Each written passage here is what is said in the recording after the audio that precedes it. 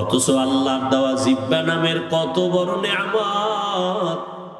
দুনিয়াতে আসার থেকে এই জিহ্বা নাড়ায় যে কত হাজার হাজার লাখ কোটি কথা সাপ্লাই দিলাম, কোনদিন এই জিহ্বার কথা বন্ধ হয় না, ব্যথাও করে না। মানুষের কথা বলতে বলতে গাল ব্যথা করে, ঠোঁট ব্যথা করে, কপাল ব্যথা করে, মাথা ব্যথা করে। আজও পর্যন্ত 50, 60, 70 বছরের বান্দার জিহ্বা ব্যথা করে না। এই কথাগুলো কোন মেশিনে সাপ্লাই হয়? এই মেশিনটারে ঠান্ডা কে বানায়? ওই মেশিনের মধ্যে তেল কে দেয়, পেট্রোল কে দেয়? ও আল্লাহর বান্দা, তুমি মোবাইল চালাও, মোবাইলে কথা চলতেছে, হঠাৎ মোবাইল বন্ধ হয়ে গেছে, কি ব্যাপার? কয় চার্জ নাই, মোবাইল আর কথা শোনা যায় না। তুমি জিহ্বা নাড়াইয়া নাড়াইয়া কত বছর জিহ্বা নাড়ায় কত কথা বললা, কয়দিন তুমি জিহ্বার হক আদায় করছো, চার্জ দিয়েছো? এরে নবীর উম্মতের দল, এত সুন্দর কথা, কথা তো আবার সবাই বলে, তবে সবার কথায় মজা লাগে না। লাগে? কেউ কথা বললে মনে কয় বন্ধ কর, বহুত হইছে বন্ধ কর। আবার কেউ কথা বলার পরে কয় এই উঠলো আর সাইডে দিল, আর একটু কও। এই মজা কে লাগাই দিছে? কাদের কুদরত দারি বর কামাল, আন্তা রব্বি আন্তা হাসবি যুল জালাল, তুহি কাদের জলিলুল্লাহ জাহাদার, বহর হালে তুহি মেরা নেগাহদার। আল্লাহর নিয়ামতের শুকর আদায় করো হে মুমিন। জিহ্বা নামের নিয়ামতটা কত বড় নিয়ামত। মানুষ বলে মুখের কথাই জয়, মুখের কথায় আবার ক্ষয়। এরে আল্লাহর গোলাম, রহমতের নবী যার কোনো তুলনা আছে, এমন একটা জমিনে আল্লাহ পাঠাইছেন যেই জমিনের মানুষ ছিল বড় খারাপ। মক্কার মানুষের মতো খারাপ চরিত্রের মানুষ ওই সময় দুনিয়াতে আর কোথাও ছিল না। ওই মানুষের মাঝে আমার নবী আসছেন, মাত্র 13 বছরের ব্যবধানে ওই খারাপ মানুষগুলো জান্নাতি মানুষ হয়ে গেল। বেতের বাড়ি লাগে নাই, একমাত্র রহমতের নবীর জবানের ব্যবহার। নবীজির জবানের ব্যবহারে দুশমন পর্যন্ত বন্ধু হয়ে যাইত। ইহুদি নবীর সামনে তরবারি নিয়ে দাঁড়ানো আর কেউ নাই, ডাক দিয়া কয় আব্দুল্লাহর ছেলে, এখন তোমার পাশে কেউ নাই? বলে তাই? আমি এখন একা, তরবারি আমার হাতে, তোমার কল্লার উপরে যদি মারি কে ভিড়াবে? নবী বলেন আমার আল্লাহ। রহমতের নবী কথা বলা মাত্র ইহুদির তরবারিটা মাটির মধ্যে পড়ে গেছে। তরবারিটা নবী হাত দিয়ে উঠাইছেন। উঠায় খায় ইহুদি, তরবারি কই? খায় মুহাম্মদের হাতে। কয় এখন যদি তোর কল্লার উপরে মারি কে ভিড়াবে? কয় কেউ না। কয় ক আল্লাহ ভিড়াবে। কয়টা যদি কই তাহলে আর কালেমার বাকি কি? যদি কই আল্লাহ ফিরাবে তো কালেমার বাকি কি? মুহাম্মদ মাফ করে দাও, আর কালেমা পড়ায় মুসলমান বানায় দাও। ইমামুল আউয়ালিন আল আখিরিন, বহরে সাদকা রাহমাতাল লিল আলামিন, সাইয়্যিদুল কাউনাইন খাতমুল মুরসালিন, আখিরামদ বুদে ফখরুল আউয়ালিন। আপনারা কিছুক্ষণ বসবেন নি না? ব্যারাম কিছুক্ষণ পরে আবার বিড়ি টানার নেশা। হ্যাঁ, আসলে বিষয় কি জানেন? এখানে আসতেও কপাল লাগে, এখানে বসতেও কপাল লাগে, মোনাজাত দিয়া মা বাবার জন্য দোয়া কইরা যাইতেও কপাল লাগে। সবার কপাল তো আর ভালো না। অনেকে আসছে ইসলামপুরে যায়, কিন্তু এই ইসলামের মধ্যে ঢুকে নাই। কই মহিলা প্যান্ডেল তাওয়াফ করে, আর দোকানে বয়ে বয়ে আড্ডা দেয়, আর তাজা তাজা কবিরা গুনাহ করে। কপাল খারাপ। আর কপাল যদি খারাপ হয়, আমি হাফিজুর রহমান কেন আর মক্কা মদিনার ইমাম কেন, রহমতের নবীর বয়ানও কালেমা জুড়ে না। যেই নবীর চেহারা এক নজর দেখলে ঈমানের সাথে জান্নাত ওয়াজিব, যেই নবীর চেহারা মুবারক এক নজর দেখলে পেটের ক্ষুধা নিবারণ হয়, ওই নবীকে 13 বছর দেখলো, বয়ান শুনলো, কালেমা কপালে আসলো না। কে? আবু জাহাল, এর নাম কপাল। আর অন্যদিকে 27 বছরের যুবক তরবারি নিয়ে যায়, নবীকে জবাই করবে। রহমতের নবীর সামনে যাইয়া তরবারি ফালায় বলে, ও রহমতের নবী, তরবারি দিয়া আমার কল্লা কেটে দেন, তবে আগে কালেমা রশি গলায় লাগায় দেন। এর নাম কপাল। এর নাম কি? এই জাগো, দীর্ঘ টাইম বসার অভ্যাস নাই, এরা ভিতরে ঢুকছেন কেন? কত আলেম ওলামা মাঠে বসা, সাদা দাড়ি, এদের ধাক্কাইয়া জুতা হাতে লইয়া গায়ে লাগাইয়া এরপরে বাইর হইতেছেন, ভয় লাগে না? আপনার ব্যারাম থাকলে ঢুকছেন কেন? ওই কত আল্লাহর বান্দারা বাইরে দাঁড়ানো আছে না, এরা মন চাইলে আবার দূরে গিয়া বিড়ি টাইনে আবার আসবে, কোনো ঝামেলা নাই। ভিতরে বৈশা উঠা বসা করা এটা তো ভালো না। এতগুলো মানুষ, আলেম ওলামা, মুরব্বীরা, এদের ডেঙ্গিয়ে বের হন, এটা তো আদব নয়। এই ব্যারাম কেন? কপাল খারাপ হয়ে গেছে। আল্লাহ সবাইকে হেদায়েত দান করেন। আপনারা বেশি কষ্ট মনে করলে আমি ছেড়ে দেই। আল্লাহ সবাইকে কবুল করেন। তাহলে কেউ উঠবেন না তো? ইনশাআল্লাহ উঠবেন না তো? উঠবেন না, কেউ উঠতে চাইলে উঠতে দিবেন না। 2-3 জনে আসতে তারে শোয়ায় ফেলাইবেন জায়গা, যে তুই মোটামুটি ঘন্টা তুই ঘুমা, ওরে আর মাথা উঠে দেবেন না। যাও, আন্দোলন হইছে 5 তারিখ, আর একটা আজকে হয়ে যাও। কি স্বাধীনতা তো এখনো শেষ হয় নাই। কি জামালপুর ইসলামপুরের মানুষ কি দেশ স্বাধীন না? দেশ স্বাধীন। দেশ স্বাধীন হলে চট্টগ্রামে আইনজীবীর গলায় ছুরি চালায় কে? মুসলমান তো স্বাধীন বলে চিৎকার দিবে স্বাধীন। এর জমিনের মধ্যে উলামায়ে কেরাম সিনা টান করে কথা বলবে, কোন সুদখোর বেনামাজির অনুমতি লাগবে না যেদিন। থামো, আবার যখন লাগবে রেডি থাও, ওই মাঠে নামা লাগবো। কারণ আন্দোলন মুসলমান একবার করে না, বারবার। জালেমের বিরুদ্ধে আন্দোলন চলবেই। জীবন একবার দেয় না মুসলমান, বারবার। জালেমের বিরুদ্ধে, ইসলামের পক্ষে। কথা ঠিক না? আল্লাহ সবাইকে কবুল করেন। কোন চান্দুকে আর জুলুম করার সুযোগ দেওয়া যাবে? কাফনের কাফন কিনে রেডি রাখো। ডাক আসলে ময়দানে অবতীর্ণ হতে হবে। তুমি যতই বন্ধু বান্ধব তালাশ করো, বলছি না সব ধান্দাবাজ আর চান্দাবাজ, একমাত্র তোমার কলিজার আপন বন্ধু নিঃস্বার্থ উলামায়ে কেরাম। অতএব উলামায়ে কেরাম ডাক দিলে আবার ময়দানে আসতে হবে, কোন ব্যক্তির জন্য না, আল্লাহর দ্বীনের জন্য। আল্লাহ সবাইকে কবুল করেন। কোন আলেমের সাথে কোনো বেয়াদবি চলবে? আমি একটু আগে এক জায়গায় বয়ান করে আইছি, সেদিন ঢাকায় বলছি, যারা আলেমদের সাথে বেয়াদবি করবে তাদের লিস্টি দাও। ইমামের সাথে, মাদ্রাসার কোন শিক্ষকের সাথে, কোন বক্তার সাথে উল্টা পাল্টা করলেই তাদের লিস্টি আমাদেরকে দাও। ঢাকার থেকে আবার আলেমদেরকে নিয়ে বসে আবার আন্দোলনে, জালেমের বিরুদ্ধে ময়দানে আবার নামতে হবে।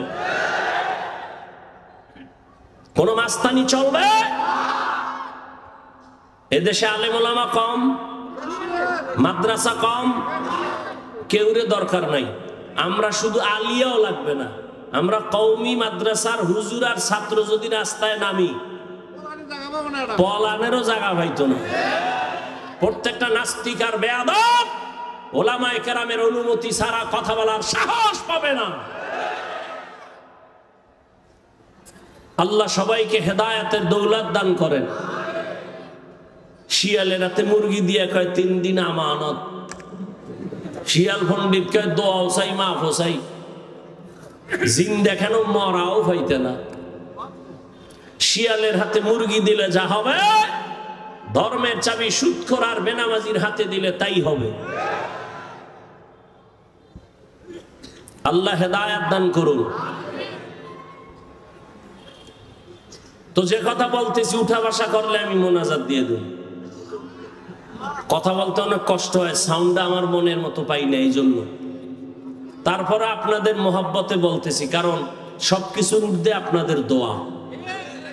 বক্তার এলেম আর আমলে বয়ান হয় না, জীবন মনে রাখবেন। এলেম আর আমলের বাহাদুরি দিয়া বয়ান হয় না, বয়ান হয় শ্রোতাদের অন্তরের মোহাব্বত আর আকর্ষণের উপর। আর রহমত কার? জোরে বলেন। ইয়া আইয়ুহাল্লাযীনা আমানুত্তাকুল্লাহা ওয়া কুলু কাওলান সাদীদা। হে মুমিন, আল্লাহকে ভয় করো, জবানের হেফাজত করো। জবান বড় দামি একটা অস্ত্র, আল্লাহ পাকের অন্যদিকে বড় নেয়ামত। এই জবান হেফাজত কেমনে করবা? তোমার ইচ্ছার বিরুদ্ধে জবান দৌড়ায়। হাত যদি অন্যায় করে রশি দিয়া পেঁচাও, বেঁধে রাখো, আর অন্যায় করতে পারবে না। পা যদি অন্যায় ভাবে হাঁটে, পাও 2টা বেঁধে দেওয়ার হাঁটতে পারবে না। কান যদি অন্যায় আওয়াজ কানে নেয়, পট্টি লাগায় দাও, কান হেফাজত হয়ে যাবে। ভালো করে বুঝো, চোখ যদি অন্যায় কিছু দেখে, চোখের সামনে কালো আয়না লাগায় দাও, দেখবে না। বুঝেন, ভালো করে বুঝেন। হাত অন্যায় করলে বাধা যাবে, হেফাজত করা যায়, কন্ট্রোল করা যায়। কান অন্যায় করলে কন্ট্রোল করা যায়। চোখ অন্যায় করলে পট্টি লাগাও, আয়না লাগাও। কিন্তু জবানটা যদি অন্যায় করে বারবার, এটারে আটকাইবেন কেমনে? রশি দিয়া বাঁধা যাবে, কষ্টে লাগানো যাবে। জিহ্বা কেমন একটা বড় আল্লাহর অস্ত্র, এখানে কষ্টে পেয়ে ধরে না। ধরে? সুগারগুলো ধরবে? ধরবে না। তো জবানটারে কেমনে কন্ট্রোল করবেন? মুখের উপরে কষ্টে লাগাবেন? কয় না। এবার আল্লাহ দয়া করে একটা পরামর্শ দিতেছেন, ও বান্দা, আমি জানি, তোর থেকে বেশি জানি। হাতেরে আটকাইতে পারবি, কান আটকাইতে পারবি, চোখ আটকাইতে পারবি, পা পারবি, কিন্তু জবানটারে তুই দুনিয়ার কোনো রশি দ্বারা বাঁধতে পারবি না। এটার জন্য আমি আল্লাহ কুদরতের একটা মেডিসিন দিছি, ওই মেডিসিন লাগায় দে, জিহ্বা কন্ট্রোল হয়ে যাবে। ওই মেডিসিন আমার আল্লাহর দেওয়া, মেডিসিনের নাম হলো তাকওয়া। हर के दारत खौफ हकदार दिल मदम जन्नतुल मअवा देहद रामकम जुज़बा हक़ची ज़े मखाज़ इंसुजा फज़ले उहा मस्ते दर जुमला जहां। তাকওয়া মানে আল্লাহর ভয়। ওই আল্লাহর ভয় নামের মেডিসিন দিয়া জবানটাকে আটকাইয়া দাও। আল্লাহর আদালতে দাঁড়াইয়া হিসাব দেওয়ার ভয়, এই ভয়ের নাম তাকওয়া। কয় ভয়টা অন্তরে ঢুকাইও। কয় কোথায় পাবো এই ভয়ের মেডিসিন?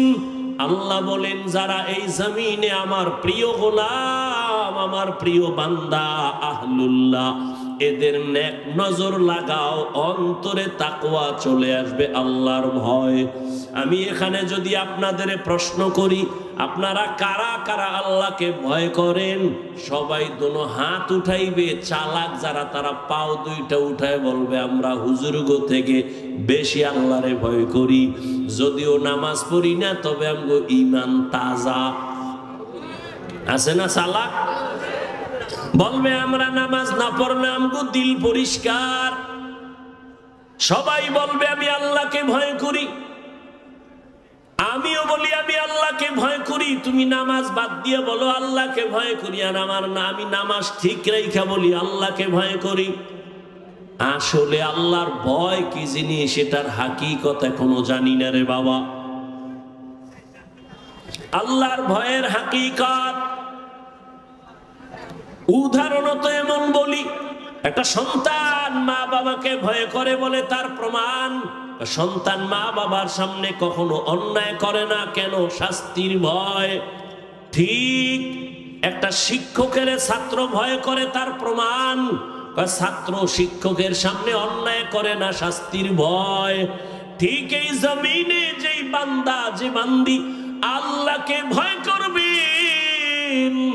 ওই বান্দা গলায় ছুরি লাগাবে, দাড়ির মধ্যে ছুরি লাগাবে না। हर के दारत खौफे हक़दार दिल मदहम जन्नतुल मअवा देहत उरा मकाम। আল্লাহর ভয় অন্তরে জমা করো হে মুমিন। কেমন আল্লাহর ভয়? রহমতের নবী বিদায়, আবু বকর সিদ্দিক রাদিয়াল্লাহু তাআলা আনহু খেলাফতের দায়িত্বে রাষ্ট্র পরিচালনা করতেছেন। একদিনের ঘটনা, তার স্ত্রী একদিন বলেন, ও খলিফাতুল মুসলিমিন, আমার একটু মিষ্টি খাইতে মনে চায়। আবু বকরকে বলতেছেন কোন সময়? যখন আবু বকরের আঙ্গুলের ইশারায় পুরা রাষ্ট্র চলে। টাকার অভাব আসেনি? বিবি বললেন একটু মিষ্টি খাইতে মনে চায়। আল্লাহর ভয় কাকে বলে? এবার স্ত্রীর কথা আবু বকর বলে, ও বিবি, মিষ্টি খাওয়ানোর মতো টাকা আমার কাছে নাই। এর নাম আল্লাহর ভয়। রাষ্ট্র পরিচালনা করতেছেন, টেলিফোন করলেই তো টাকার পাহাড়। কিন্তু আবু বকরের মতো গোলাম আল্লাহর ভয় নিয়ে বলে, ও বিবি, তোমাকে মিষ্টি খাওয়ানোর মতো টাকা নাই। ও পর্দার আড়ালের মা বোনেরা, ভালো করে শুনেন। স্ত্রী কিছুদিন চুপ হয়ে গেল, কিছুদিন পরে আলাদা কিছু টাকা দিয়া বলে, ও খলিফাতুল মুসলিমিন, আপনার কাছে টাকা নাই মানলাম, আমি আলাদা কিছু টাকা দিলাম, এই টাকা দিয়া মিষ্টি এনে দেন। আবু বকর সিদ্দিক রাদিয়াল্লাহু তাআলা আনহু তিনি বললেন, এই বিবি, টাকা পাইলা কই? আপনারা জিগাইবেন নি বউরে? জীবনেও না। আমনে কইবেন সাব্বাস, এরকম চুরি কইরা পারলে আরো দিও। এটাও বলে ঠিক আন্দাজি।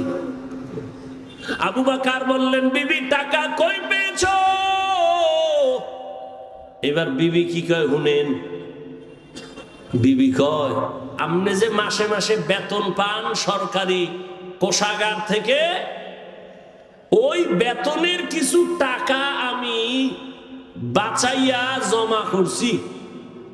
এবার দেখেন আবু বকর কি কয়, তাহলে তো বুঝলাম আমার বেতনের টাকার থেকে এই টাকাগুলো বাড়তি, এই টাকা না হইলেও তো সংসার চলে।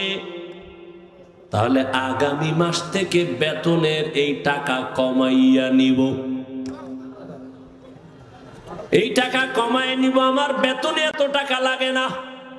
এর নাম আল্লাহর ভয়। আর আমগো দেশের আল্লাহর ভয় দেখছেননি? সুইস ব্যাংকে আল্লাহর ভয়, 10 তলা বিল্ডিং, কোটি কোটি কোটি কোটি, কত হাজার কোটি খবর নাই। ও আল্লাহর বান্দা, আল্লাহর ভয় যতদিন না আসবে ততদিন পর্যন্ত বান্দার জীবনটা কন্ট্রোল করা সম্ভব হবে না। আর এটাও চির সত্য, আল্লাহর ভয় ততদিন পর্যন্ত আপনার অর্জন হবে না যতদিন পর্যন্ত আল্লাহর ওলিদের বন্ধু হবেন না। আউলিয়ারা কারে উকবা ইখতিয়ার, জাহেলারা কারে দুনিয়া ইখতিয়ার। মাইলে মোমেন সোয়ে মোমেন মিশাওয়াত, মাইলে কাফের সোয়ে কাফের মিশাওয়াত। আল্লাহর ভয় রে যুবক, আমিও যদি তোমার মতো প্যান্ট শার্ট টাই লাগাইয়া দাড়ি কামাইয়া রাস্তায় বাহাদুরের মতো ঘুরতাম, কেউ আমারে বাধা দিত না রে বাবা। ও ইসলামপুরের মুসলমান, ইসলাম কই? ইসলামপুরের মানুষের মধ্যে ইসলামের বড় অভাব। কি ঈমান আলী নাম রাখছে, তাজা বেঈমান, নাম হইল ঈমান আলী। শান্তির হাটে শান্তি নাই, মুন্সিগঞ্জে মুন্সি নাই। ইসলামপুরের মধ্যে মাঠে তাকায় দেখি চেহারা ইসলাম নাই। ওগো নবীর উম্মতেরা,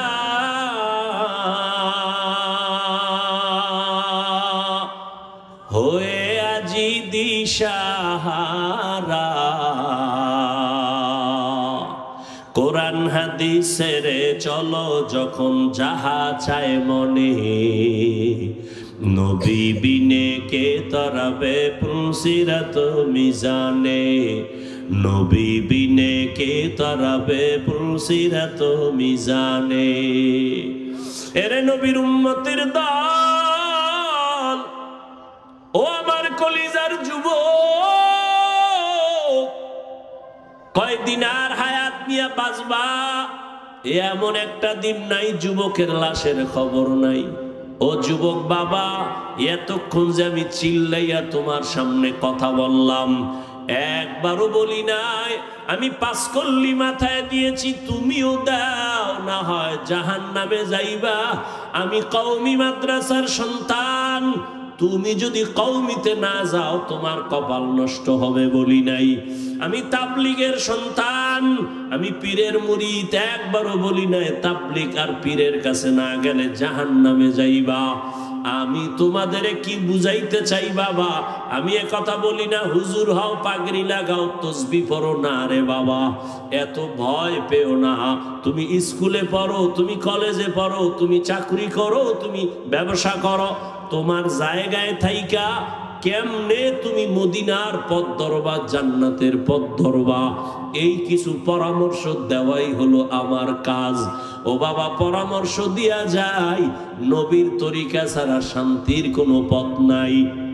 আজকে দেখো ইসলামপুরের ময়দানে হাজার হাজার হাজার হাজার এত মানুষ, এর টাকাওয়ালারা যদি এতগুলো মানুষ এই ইসলামপুরের কোনো মাঠে জমা করতে চাইতো, কত পেরেশানি তার মাথায় আসতো।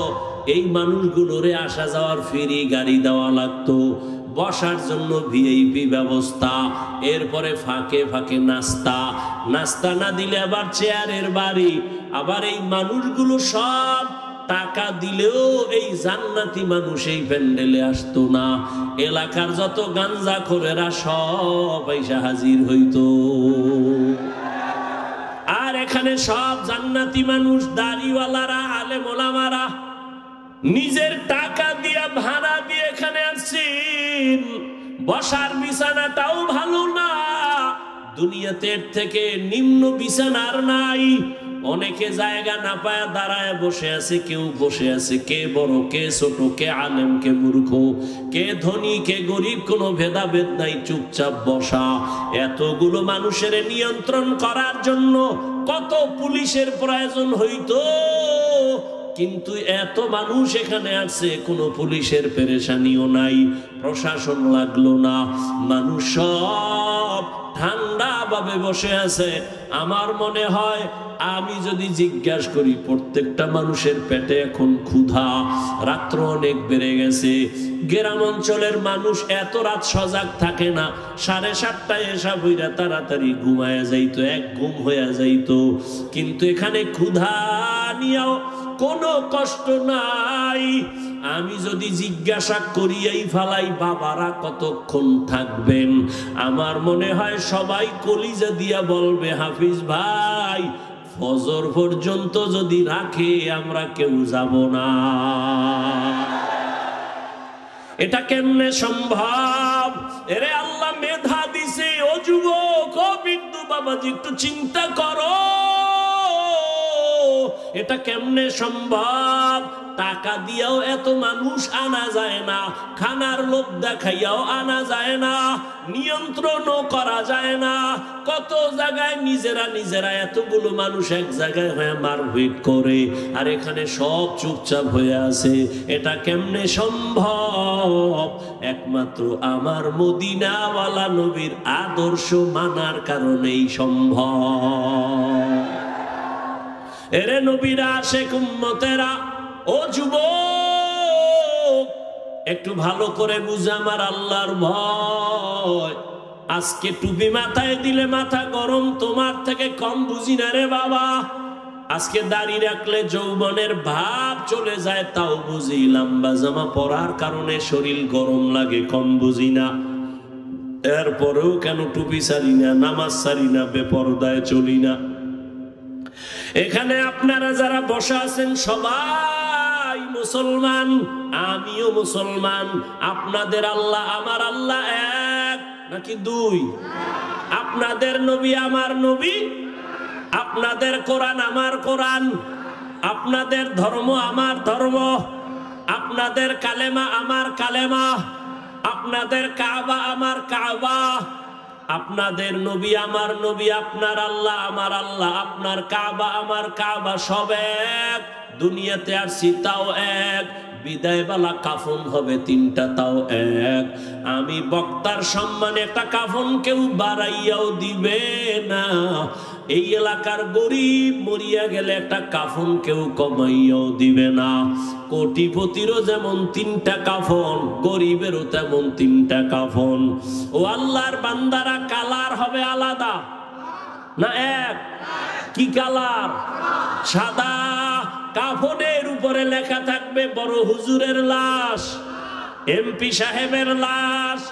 কে ধনী, কে গরিব, কে আলেম, কে মূর্খ, কে ইমাম, কে মুক্তাদি, কে বক্তা, কে শ্রোতা, কে পীর, কে মুরিদ। আজকে আমি বক্তা বক্তা ভাব যতই দেখাই না কেন, তুমি টাকার গরম যত দেখাও, সাদা কাফনে যেদিন ঢুকবা সব বাহাদুরি শেষ হয়ে যাবে। ওই কাফনের মধ্যে কে গোলাম আর কে মালিক, কে ধনী, কে গরিব, কাফনে ঢুকলে আর পাওয়া যাবে না, সব একাকার হয়ে যাবে।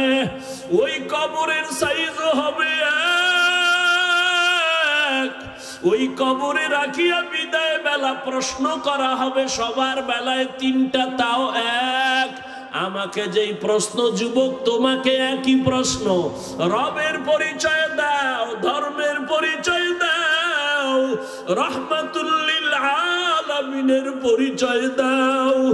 নবী বলে, এই 3টা প্রশ্নের জবাব যারা দিতে পারবে তাদের কবর হবে রওজাতুম মির রিয়াজিল জান্নাহ। আর যারা জবাব দিতে পারবা না তাদের কবর হবে হুফরাতুম মিন হুফারিন নার। কারা পারবে জবাব দিতে? আমরা হুজুরেরা। এই হুজুরেরা, হুজুরেরা পারার কোনো গ্যারান্টি আছে? নাই। যদি থাকতো, রহমতের নবীর হাতের সাহাবা জান্নাতের টিকিট হাতে পাইছেন 10 জন। এই 10 জনের ইতিহাস বইরা দেখো, মরণ পর্যন্ত শুধু কান্না কান্না কান্না কান্না। রহমতের নবী বলেন, আমি আয়েশার হুজরায় রাতে এসা পরে ঘুমায় গেলাম। আমি ঘুমাইলে আমার চোখ বন্ধ, তবে আমার অন্তর ঘুমায় না।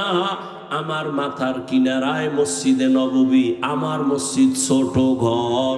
হঠাৎ ঘুমের মধ্যে রাতের বেলা গভীরে শুনি কান্নার আওয়াজ। আমি হঠাৎ চোখ খুললাম, কে কান্না করে? আমি আস্তে আস্তে উঠলাম। ঘুম থেকে উঠা আমি বের হইয়া দেখি নামাজের মধ্যে একজনে দাঁড়ায় দাঁড়ায় কান্না করে। সাধারণ কেউ কাঁদে না, আমার জান্নাতের সাহাবী,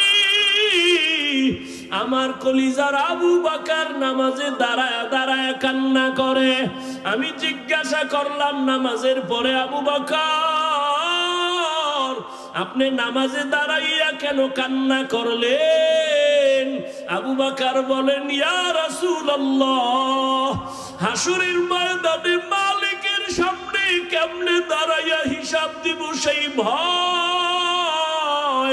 আমি চোখের পানি ছেড়ে কান্না করতেছি, আল্লাহর আদালতে কেমন করে দাঁড়াবো।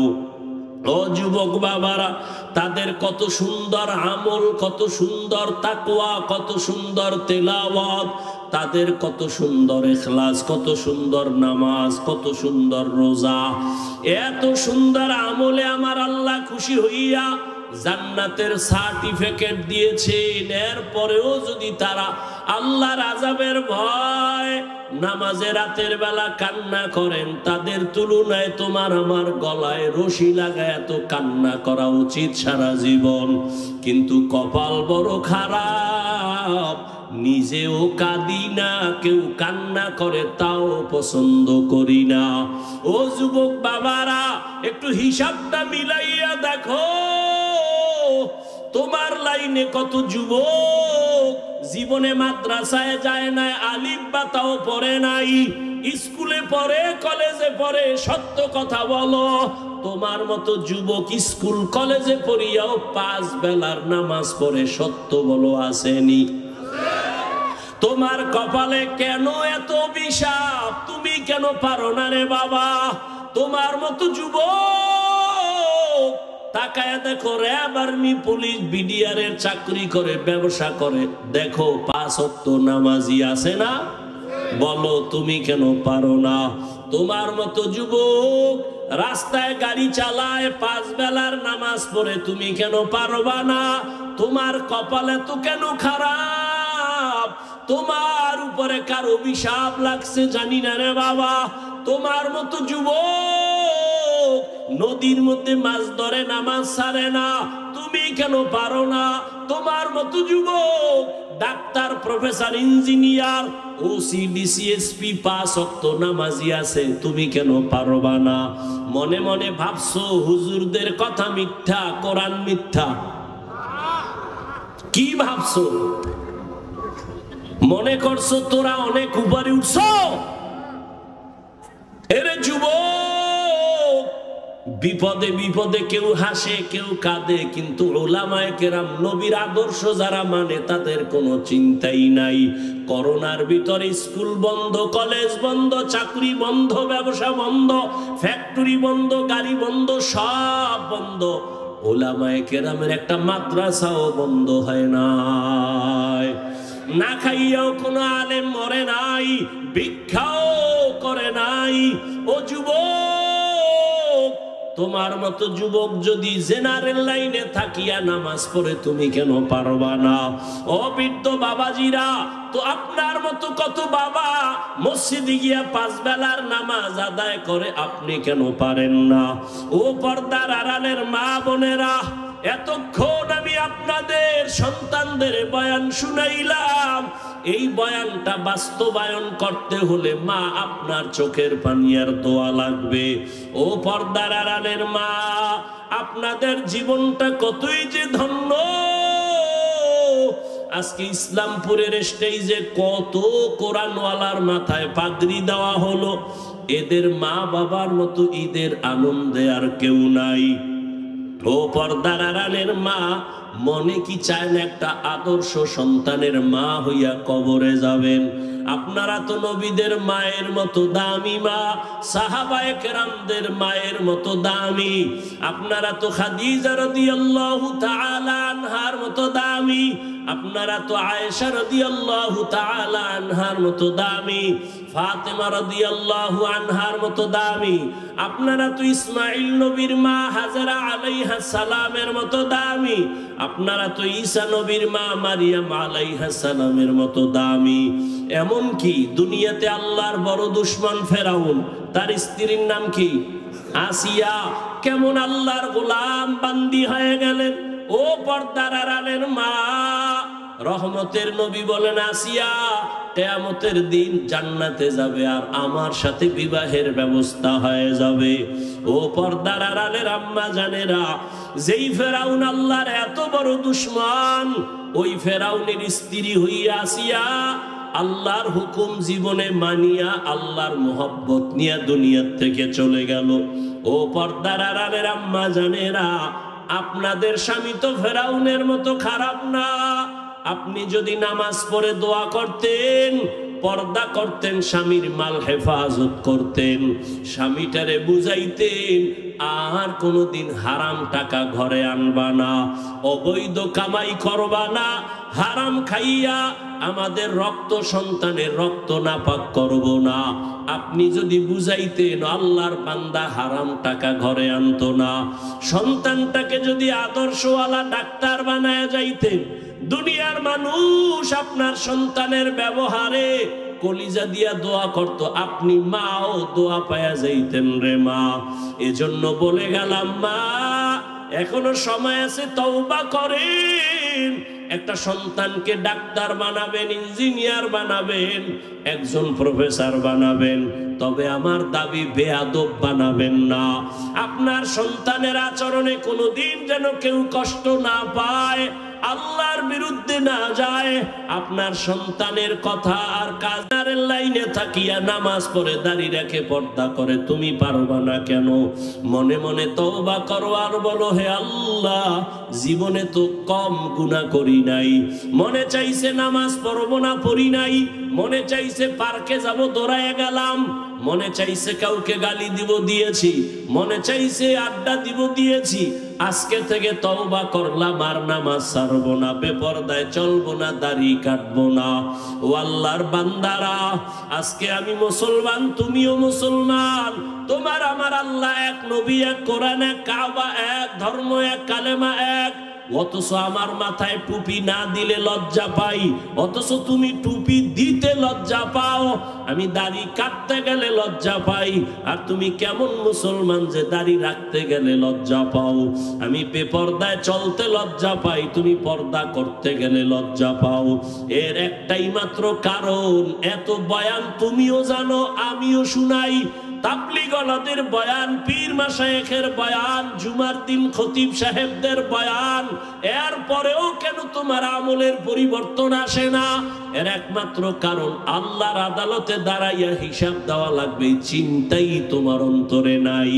ওরে যতই বাহাদুরি করো রে যুবক, এখনো আল্লাহর ভয় অন্তরে জমা নাও, আলেমদের দোয়া নিয়ে সামনে আগাও, আর জীবনে গুনাহ করিও না রে বাবা।